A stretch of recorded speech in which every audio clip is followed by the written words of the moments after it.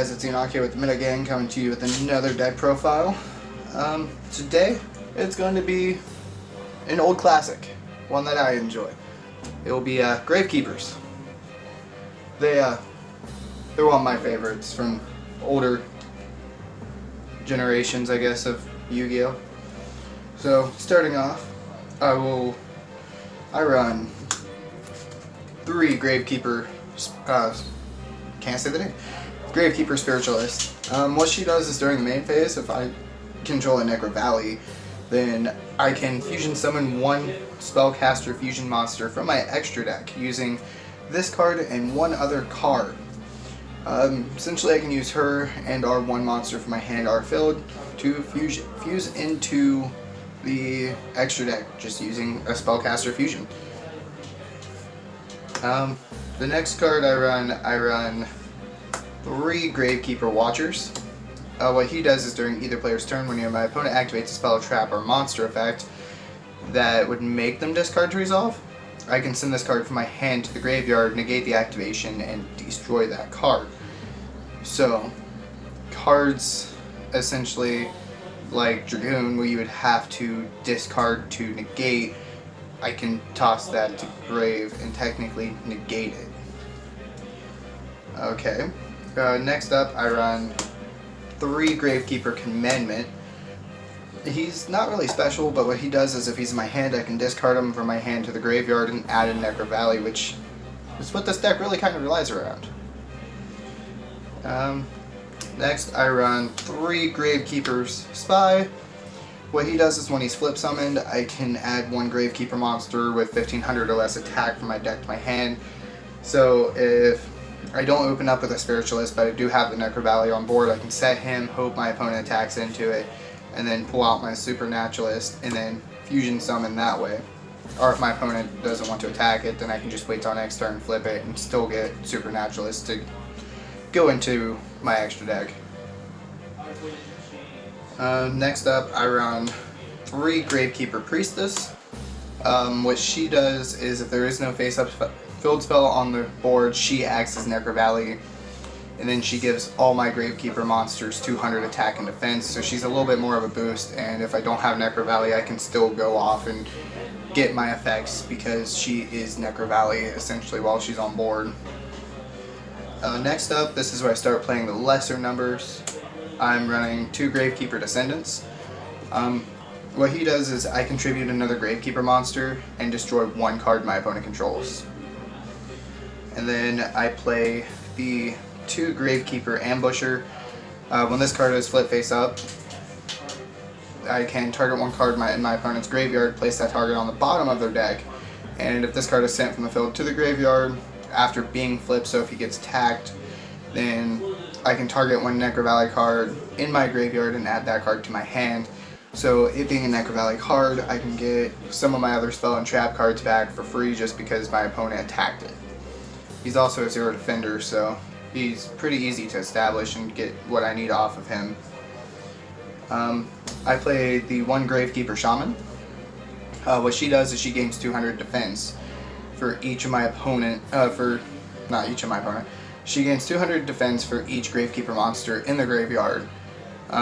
She also negates all monster effects that is activated in the graveyard except for Gravekeeper monsters while Necro Valley is on the board. And while she's also on the board, my opponent cannot activate filled spells. Also, filled spells cannot be destroyed. So she's essentially a filled barrier, I believe is what the card is called. And yeah, she protects Necro Valley, she allows it to where it can't be destroyed, she allows it to where my opponent can't get their filled card to establish, and to me she's just an all-around big defender of the deck.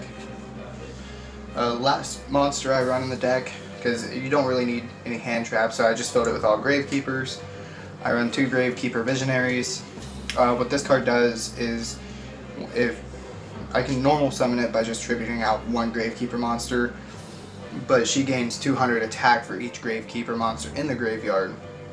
And if this face-up card would be destroyed, I can discard 1 Gravekeeper monster instead, so she protects herself. She also has the potential of becoming a big attacker.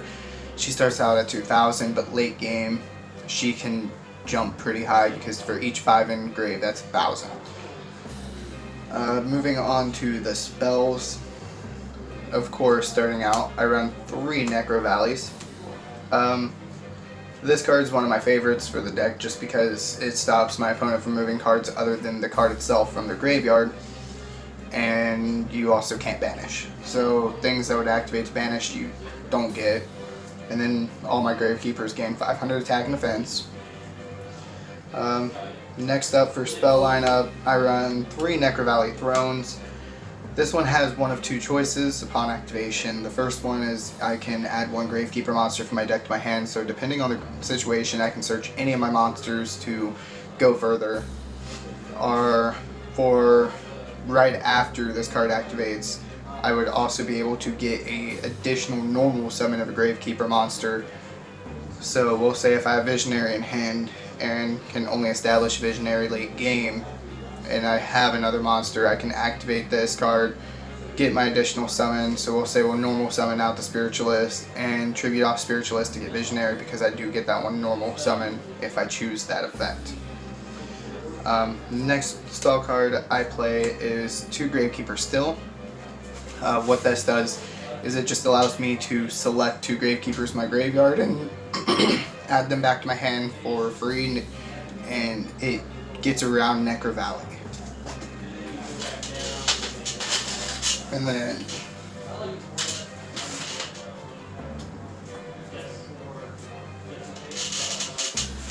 the next card that I play, I run 2 Hidden Temples of the Necro Valley. And essentially what this card does is I can only activate it when I have Necro Valley and a Gravekeeper monster, but neither player can special summon monsters except for Gravekeeper monsters. And essentially if you don't have either a Gravekeeper and Necro Valley on the board, you have to destroy it. So if I lose one, then I'll lose this card. Just because this deck for me, it was my way of saying I'm going to control, make sure my opponent can't special summon. Next up, I run 2 Royal Tributes. This card can only be activated when Necro Valley is on the field. Both players must discard all monsters in their hand to the graveyard. So if we'll say I'm going first and I can get established a Necro Valley upon, we'll say, my fusion monster for the Gravekeepers, then at the end of the turn I'll just Royal Tribute, dump everything to the grave. Not in turn, but go into main, or when my play's done, I'll activate Royal Tribute, make sure my opponent has no monster in hand to start comboing off for their normal summon. My last spell card I play is 1 Gravekeeper Servant. Unless my opponent sends 1 card from the top of their deck to their graveyard, then they can't declare an attack. So they essentially have to mill their deck to attack my Gravekeeper monsters. Going into the traps, I run 3 Necro Valley Temples. With the Temples, while I control a Gravekeeper monster in Necro Valley, all my opponent's monster loses 500 attack and defense. Then once per turn during my main phase, if I don't control anything in my field zone, I can activate 1 Necro Valley directly from my hand and our graveyard. So this card keeps it valuable on my board because essentially I get to keep my Necro Valley. Even if my opponent gets rid of it, I can just bring it right back. And then if this card is destroyed and sent to the graveyard by my opponent's effect, I can set 1 Necro Valley spell or trap directly from my deck. So that will get me into more like the Necro Valley Still, the Necro Valley Throne, just really anything that I needed at the time when it gets destroyed. The last trap I run is actually the Imperial Tombs of the Necro Valley, and what that is it's my counter trap. Essentially when my opponent activates a spell or trap a monster effect, while I control a Gravekeeper monster in Necro Valley, I can negate the activation and destroy it. So it's essentially a way to stop my opponent while I have other means. And then for the extra deck, I only actually run 3 extra deck monsters, and they are all the same thing, but because of the tomb, I believe it is called, the Hidden Temples of the Necro Valley. Because of that card is why I only run the 3. I run 3 Gravekeeper Spiritualist. It gains attack and defense equal to the level of the materials used for its fusion summon, and 1 Necro Valley is on my side of the board. Essentially, this card and my field zone cannot be destroyed by card effects, and during the battle phase, during my main phase, I can activate the effect to, on my end turn, add 1 Gravekeeper monster or 1 Necro Valley card from my deck to my hand. So it can become a pretty big beater depending on what materials I use, and essentially it searches me anything I need out of my deck to my hand. It can get me any Gravekeeper monster and any Necro Valley spell. So off the 1 card I can access my Hidden Temples, my Imperial Tomb, my Throne, my Still, my Temple, and I can name off everything, but it will get me literally anything I need from my deck to my hand, just so I have it for next turn. But I just want to say thank you for taking the time and enjoying the Metagangs content. So please like, subscribe, and if you want to keep up with the action, make sure to hit the notification bell. Like and subscribe to Metagang. Hit the bell icon. Yugioh, looking up all night, you. Yugioh.